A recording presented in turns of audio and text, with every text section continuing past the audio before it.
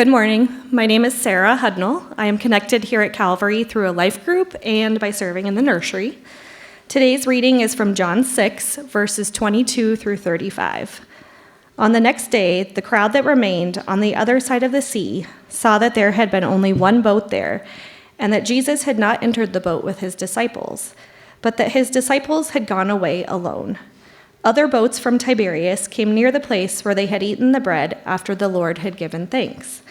So when the crowd saw that Jesus was not there, nor his disciples, they themselves got into the boats and went to Capernaum seeking Jesus. When they found him on the other side of the sea, they said to him, "Rabbi, when did you come here?" Jesus answered them, "Truly, truly, I say to you, you are seeking me not because you saw signs, but because you ate your fill of the loaves. Do not work for the food that perishes, but for the food that endures to eternal life, which the Son of Man will give to you. For on him God the Father has set his seal." Then they said to him, "What must we do to be doing the works of God?" Jesus answered them, "This is the work of God, that you believe in him whom he has sent." So they said to him, "Then what sign do you do, that we may see and believe you?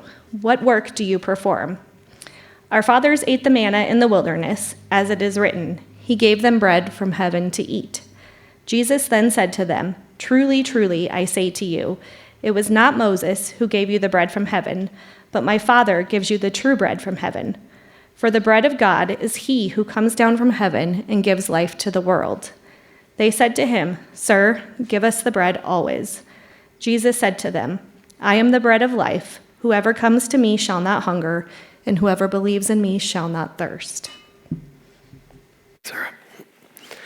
Well, we are picking up the story from where we left off last week, and it continues very much so the same idea. And I don't just mean that because last week we were in the first little bit of chapter 6, and now we're in the last two-thirds of it. I'm not just talking about how we're in the same chapter, but while it is helpful, we have these chapters and these headings that John did not have when he wrote this book, but they're really helpful in this book in particular because John seems to contain an entire idea within a chapter. So John chapter 6 is all about one singular thing.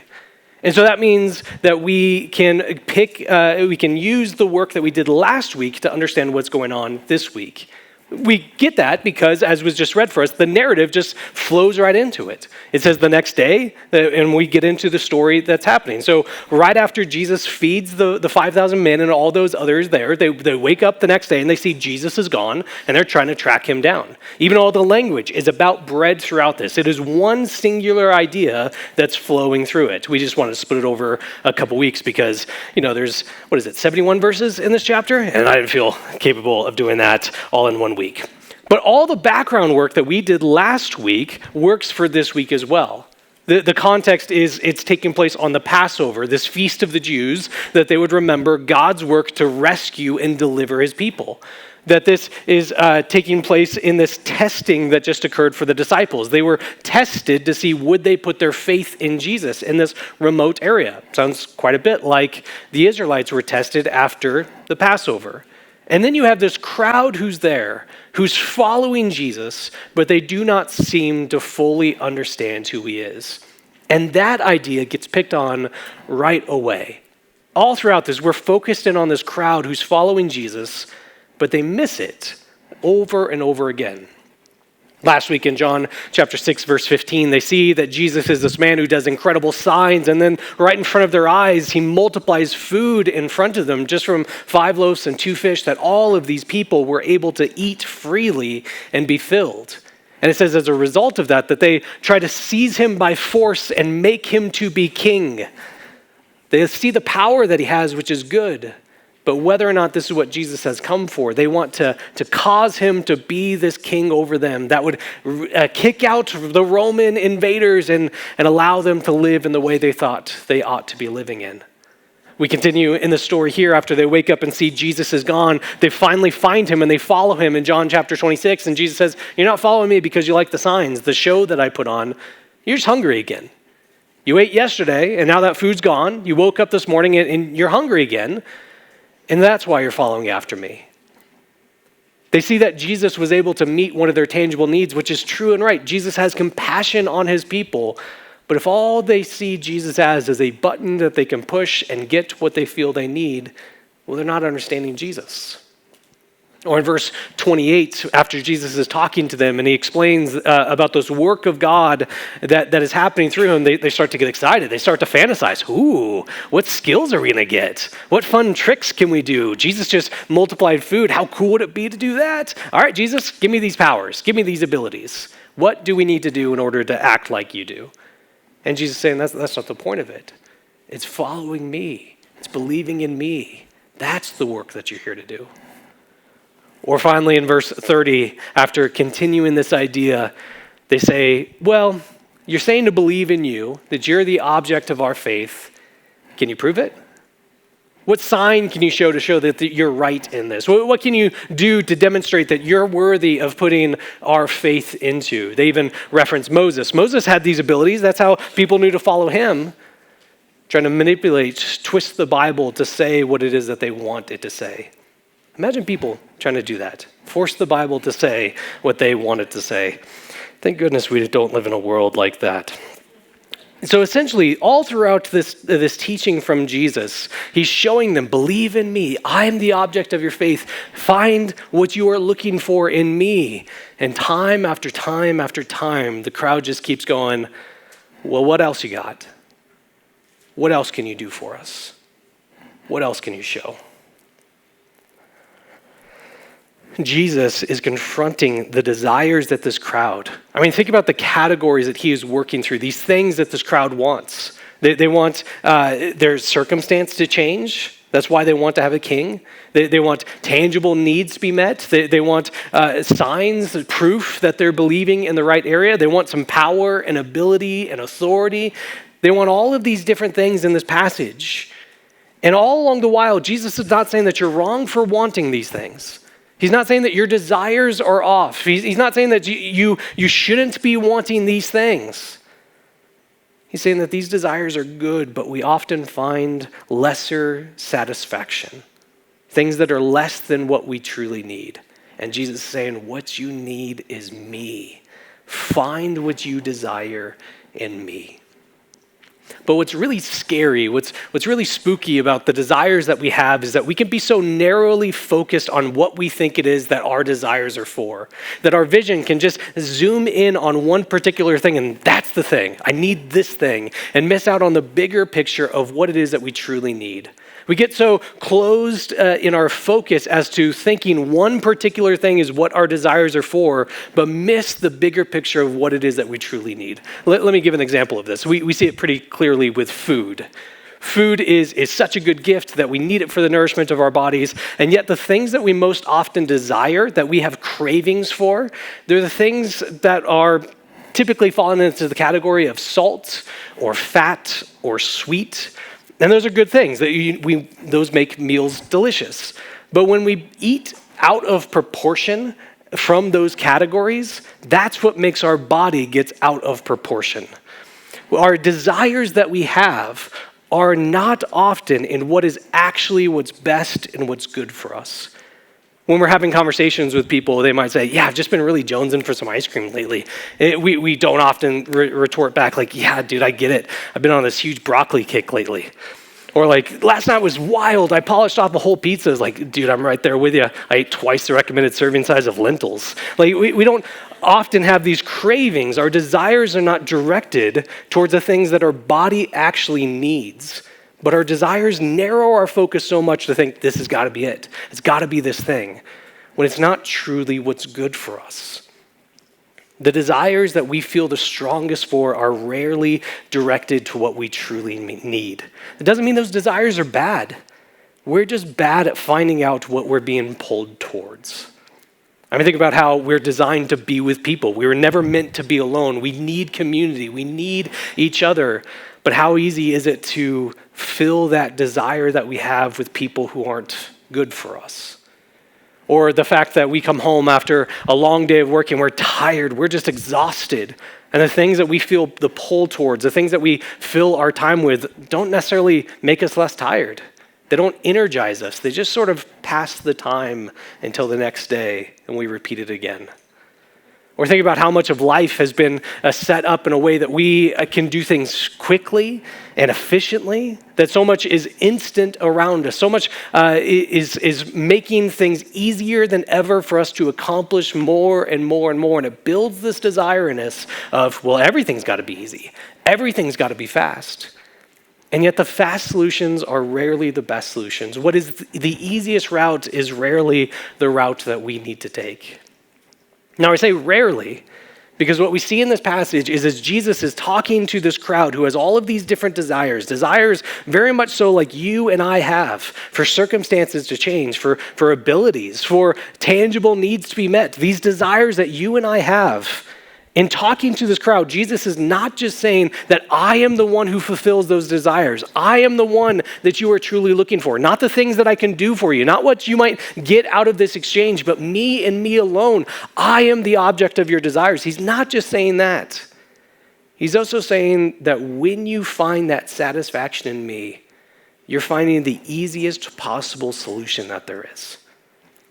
The easiest possible answer to your desires. To be a Christian is the easiest thing in the world to do. This passage is all about the ease of Christianity. Pick it up in John chapter 6, verse 35. Jesus said to them, I am the bread of life. Whoever comes to me shall not hunger, and whoever believes in me shall never thirst. But I said to you that you have seen me and yet do not believe. All that the Father gives to me will come to me, and whoever comes to me, I will never cast out.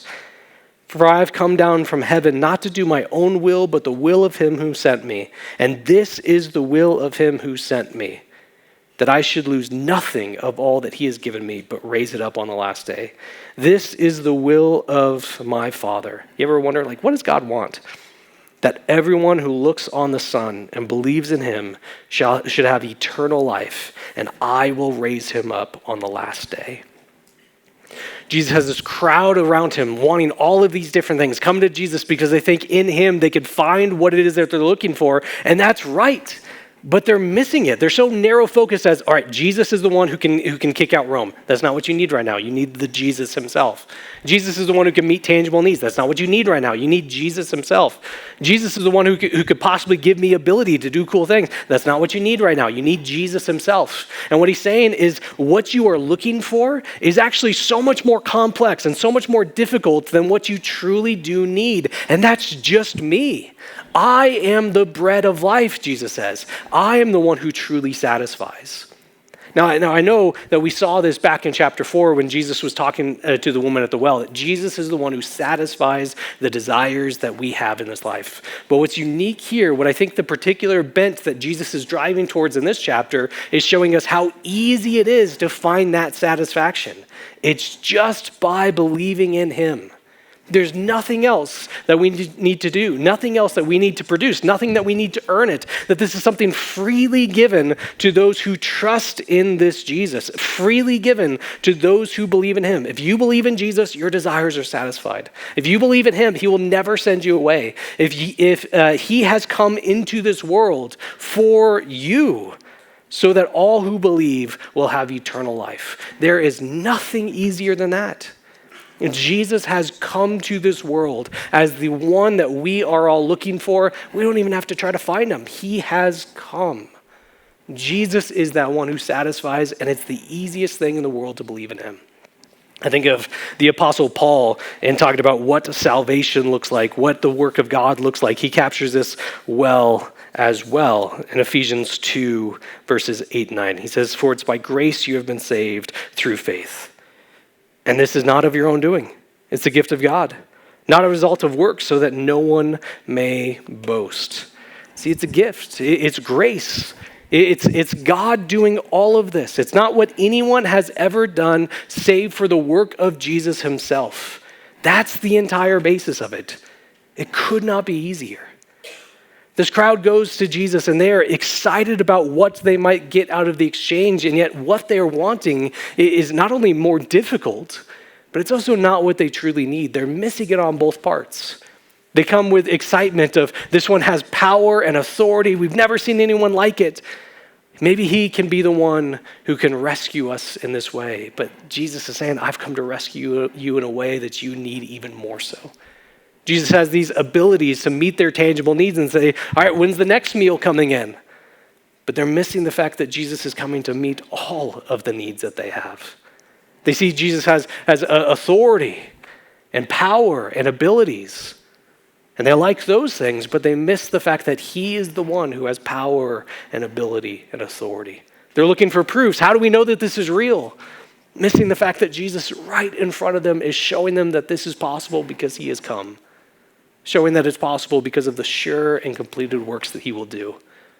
All along it, they come with these expectations and desires, but they're so narrowed in on it, they miss the bigger piece of Jesus himself is the one who does it. He is the bread of life. It's the easiest thing in the world to receive him. Easier than the answers that they're trying to find. Don't settle for what is lesser. Don't settle for what does not satisfy. Find all that you desire in this Jesus. And there's nothing that you and I have to do. Like Ephesians 2 says, it's not by works. There's nothing that we need to produce for it. There's nothing that we need to do to make ourselves worthy of it. There's nothing that we need to do to show Jesus, like, I'm worthy of being on your team. Jesus is the bread of life. You don't have to bake it. Jesus is the bread of life. You don't have to go and try to find him. He has done it all. Believe in me. Receive of me. And all of those desires are satisfied. This passage is about the ease of the Christian life. It's the easiest thing in the world to do. This passage is about the difficulty of the Christian life. That even though there's nothing more easy than believing in Jesus, some of us, all of us, still have other desires that we aim for, have other answers that we're trying to find. We talk about the desires of this crowd and over again. We're saying these are good things to want, but they're trying to find it in wrong places. They're settling for what is more complex, more difficult, and less satisfying. And there's plenty of times that we are like this crowd, and we might say, that's nice and all, but what else you got? And it's in that context of this crowd still not believing in him that we get the longest section of uninterrupted teaching from Jesus in this chapter that also happens to be the grossest. John 6, verse 53. So Jesus said to them, truly, truly, I say to you, unless you eat the flesh of the Son of Man and drink his blood, you will not have life in you. Whoever feeds on my flesh and drinks of my blood has eternal life, and I will raise him up on the last day. For my flesh is true food, and my blood is true drink. Whoever feeds on my flesh and drinks my blood abides in me and I in him. As the living Father sent me, and I live because of the Father, so whoever feeds on me, he also will live because of me. This is the bread that came down from heaven, not like the bread your fathers ate and died. Whoever feeds on this bread will live forever. So Jesus comes and says, if you eat of my flesh and drink of my blood, that is how you are satisfied. That is how your desires are met. And it's kind of gross to read that. I would just quickly point out that we often use language of eating, that eating's so important that we often use it as imagery to talk about things that we're immersed in, that we're satisfied by, that we are fully engaged in. Maybe we didn't acknowledge that. We might be distracted at the time. I was thinking of a series that we've just been devouring recently, just been watching it constantly. Or maybe we appreciated the words that Jesus said. We just ate them all up, and it's just left us feeling full afterwards. We often use the language of eating to talk about our immersion in something that we're fully engaged with, and that's what Jesus is talking about here. But to completely dispel it all, this is figurative. Jesus is not saying that you need to track down his body and eat him in any sort of way. And we know that for a couple of reasons. One, the Old Testament has very strong rules against mixing flesh and blood together. And so Jesus is not going to contradict that. We could also point out it's not very keen on cannibalism either. It also, like, Jesus never physically told his disciples to do it. He's not missing patches of himself just because he keeps feeding his disciples with himself. But you also have, it's really fascinating that this was the case. One of the first complaints about the early Christians in the first century, they were accused of being cannibals because they would have a meal called the Lord's Supper where they said they would eat of the flesh and drink of the blood of their Savior. And they were quick to rush and say, no, it's symbolism. It's symbolism. We're just remembering that Jesus is the one who satisfies our needs. We're remembering that we are consumed and nourished by him. We are remembering that the completed work of Jesus is our basis for saying that we have life. From the very beginning, it's been going back to this idea that Jesus talks about and says, we are fully immersed in what he's doing. We are fully satisfied in him. That by joining our lives to him, that is how we find our desires met. But in doing this so, in speaking with this really forceful language in this section, Jesus is accomplishing two things. One, he's trying to show us we have a desire that's filled by him alone. He is the only source of nourishment. He is the only satisfaction that we can find for the desires that's in every single one of us. But the second reason why he uses this forceful language is he knows there's people in the crowd around him who's not going to do that. They're not going to believe. That they're along for the ride. They like some of the things Jesus is doing. They like some of the messaging. They like some of the signs. The meal was great. They have reasons to be around Jesus, but this idea of finding him as their source of satisfaction, finding him as the object of their desires, well, they're not going to do that. And so the very first bump in the road, the very first obstacle in the way, well, they're going to use that as an off-ramp. They're going to use that as a reason to bail. And we see that as we get to John 6:6. Ooh, scary. It says, after this, many of his disciples turned back and no longer walked with him. Well, it is scary. That's a hard thing to read. Jesus has this crowd around him who are not listening to what they truly need. And Jesus speaks in a way that gets to the heart of the matter, that reveals what's going on in these people's lives. That while they're around him, while they're along for the ride, they're unwilling to put their trust in him. They're unwilling to believe.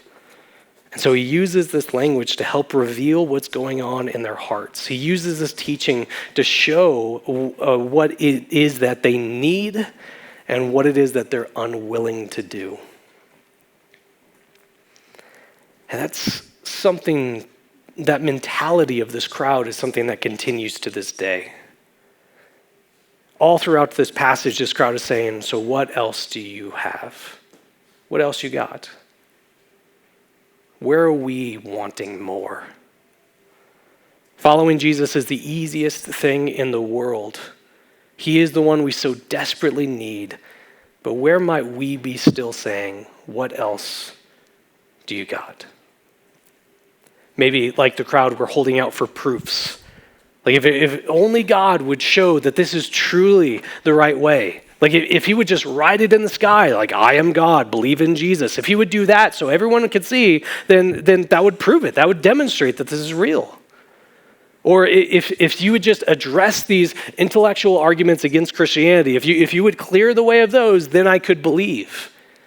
And yet, just like what we find with this crowd, the first bump is the excuse that's given to bail. You could go to all the historical record, give all the reasons in the world why God exists, and yet still not coming to faith. They hit a bump and they bail. Or thinking of the places where Christianity could sound offensive to modern mentalities. If we could just get rid of those, if we could remove those teachings, if we could get rid of some of those hard things to say, if we would just stop going on and on about how Jesus is the one way to salvation, that would make it so much easier for other people to believe. If we could just clear those away, then people would come. And yet the churches that have tried to get rid of some of the offense of the gospel have been in drastic decline, more so than any other group. If we would just ask less of people. I mean, yeah, we say following Jesus is the easiest thing in the world, but this belief in him comes with a transformed life, a transformed desires, transformed interest. That if we would just say, you're not doing anything wrong. You don't need to change anything about your life. Just tack Jesus onto it, keep doing what you're doing, and you'll be fine. The hard part is that's not who Jesus truly is. So if we're giving that Jesus to people, then that's not a Jesus who can satisfy their desires. Or for others, the ease of Christianity it doesn't sound like it's enough. Like, how am I truly going to know? How do I know that I'm saved? How do I know that I'm fine with God? If I could get a list of prerequisites for entering into heaven and spend my life checking off those boxes, then at the end of my life I could say, yep, I've done it all, I'm good to go. But this way of just finding our satisfaction in him, of him being the one who does all the work, well, I don't know for certain. That doesn't feel like it's good enough. I need something to do. I need something to wrap my hands around to show I have done it. It's the ease itself that becomes difficult to understand. Or even just the hardship of life. When things go bad and when we look around the world around us, when we see how easy it is to follow Jesus and yet go through difficulty. And in those moments that we are by ourselves just screaming out, God, why is everything just so hard? Following you is supposed to be the easiest thing in the world, so why are things so difficult? Are you truly worth sticking with? What more are you looking for? I am in need of proof. I am removing obstacles. I am unwilling to change how I live. I'm struggling to see that you are enough. So many places in life we find rival I am statements. But it's only here that we find the statement that truly lasts, that truly helps, that truly gives guidance, that truly satisfies our needs. And it's when Jesus says, I am the bread of life. It's him. It's only him. He is the one who has accomplished our saving. He is the only one source of satisfaction. But what I so appreciate, though, as someone who is constantly crying out for more, is that that's not where the passage ends. We have this moment that is terrifying to think of all, this crowd that's gathered around Jesus, and they're missing it. They're missing it so badly. And they leave in this time, and there it comes with questions of, well, would I be part of that crowd? I mean, I don't understand Jesus perfectly. I'm crying out for more. My faith wavers. I feel tested at times, and I don't feel like I'm doing enough. How do I know I'm not part of the crowd that leaves in John chapter 6, verse 66? Because that's not where it ends. Jesus is speaking to this crowd, and they only want what they get out of the exchange. They don't want Jesus himself. And we mentioned how this passage starts with the testing of the disciples, much like the testing of the Israelites after the Passover. And they were being saved by God, rescued by him, and they bickered every step of the way. God miraculously provided them food, they bickered. God gave them water, they bickered. God was leading them to a promised land they did not deserve as their home, and they bickered. Their faith was tested, and it crumbled. We had the disciples earlier when Jesus says, I'm going to feed this crowd. And they said, where's this going to come from? They had an opportunity to put their faith in Jesus, to trust in him, and their faith wavered. We have this crowd here who turns away from God. We're even told that one of the disciples will betray Jesus in the most horrifying way. It sure seems like, man, just people do not do enough. Their faith's not strong enough. We're all going to waver. But it's in the midst of what just sounds so difficult that there's just no hope. Who can be good enough for this? That we're reminded of the one who is good enough for this. John 6:67. So Jesus said to the 12, do you want to go away as well? And Simon Peter answered him, Lord, To whom shall we go? You have the words of eternal life. We have believed and come to know that you are the Holy One of God. As people are turning away, as faith is failing, as people are crying out for more and more and more, Peter just says simply like, where else would we go but you? It's only in you that we find satisfaction. You are the object of our desires. And what I so greatly appreciate about this is Peter will go from this event and mess up continually. That he will constantly fail. He will blunder. He will make mistakes. He will try to pull Jesus aside and correct him, saying, no, Jesus, you don't understand Jesus well enough. He will constantly not do what Jesus has come to do. And it's not just before he is saved. It's not just before the Spirit comes. There's like the whole written account of the life of Peter is him making mistakes. He has to be pulled aside, even as he is the rock on which the church is being built. Paul has to correct him. He has to be rebuked. He has to be told, no, you're giving in to the pressures of the crowd around you. You're not doing what Jesus is actually calling you to. All throughout his life, Peter makes mistake after mistake after mistake. His faith is tested repeatedly, and it wavers repeatedly. He too has desires. He too is full of confusion. He too is pulled in multiple directions like you and I are. He is part of the disciples who will continue to make blunders. He has Jesus right in front of him, and he doesn't understand Jesus, and yet he knows enough to say, though, and this is what differentiates the crowd from Peter in this time. He knows enough to say, I don't know, but it's you. I don't know these other things, but it's you. I don't trust enough, but it's you. Even though Peter will make so many mistakes, he has enough to say, Jesus, you are the source, and that is exactly right. This statement is so wonderful and so beautiful. While all of these people are turning away, we're told about Judas and how he will turn away. Their faith has been tested and they have failed time and time again throughout the story that God writes for his people are faithful, but then not. Faithful and then not. So what hope is there? What could we possibly say is what enables us to find the satisfaction of our desires?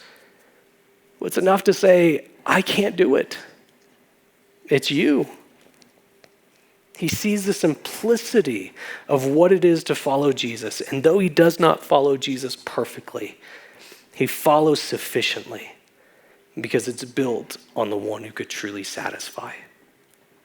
And that's what makes it easy. Our life will be full of ups and downs.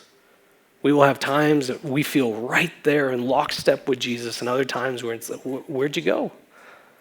We have times when we're feeling so alive in our quiet time, and other times do I really have to keep doing this? We'll have so many ups and downs in this times, but what makes this easy? What makes this steady?